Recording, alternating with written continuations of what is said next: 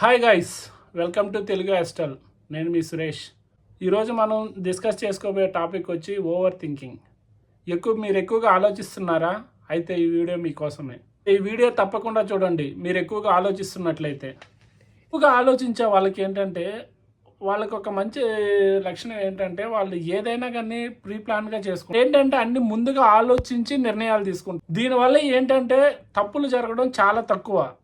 వీళ్ళల్లో problem solving skills అనేది చాలా ఎక్కువగా ఉంటుంది. వీళ్ళు ఎక్కువగా ఆలోచించి నిర్ణయాలు తీసుకోవడం వల్ల రిస్క్ ఉన్న విషయాల్లో ఏంటంటే వీళ్ళు ఎక్కువగా ఆలోచించి దాని ద్వారా నిర్ణయాలు స్లోగా తీసుకుంటారు. దానివల్ల ఏంటంటే రిస్క్ అనేది చాలా తక్కువగా ఉంటుంది.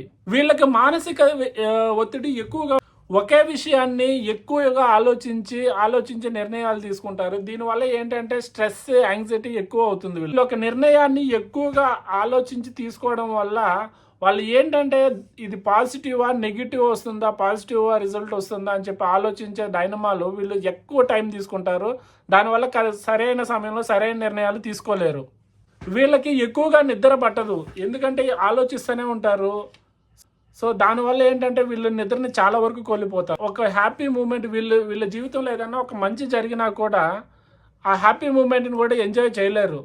ఎందుకంటే వాళ్ళు ఆ హ్యాపీ మూమెంట్ని గురించి ఆలోచిస్తూనే ఉంటారు. సో ఆ ఎంజాయ్మెంట్ని వాళ్ళు ఓవర్ థింకింగ్ అనేది అది మీ కంట్రోల్లో ఉండదు.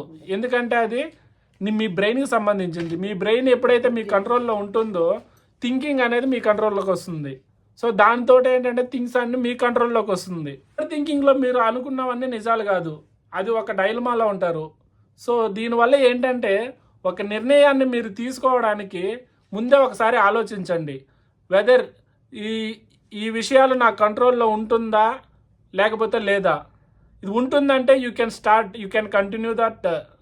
లేదు అని అనుకుంటే మీరు ఆ విషయాన్ని అంతటితో వదిలేయడం బెస్ట్. ఓవర్ థింకింగ్ అనేది మన బ్రెయిన్కి సంబంధించింది. సో దాన్ని తగ్గించుకోవాలంటే మార్నింగ్ మనం ఒక 2 విషయాల్లో కంట్రోల్ చేసుకున్నామంటే ఓవర్ థింకింగ్ అనేది చాలా వరకు మనకి కంట్రోల్లో వస్తుంది.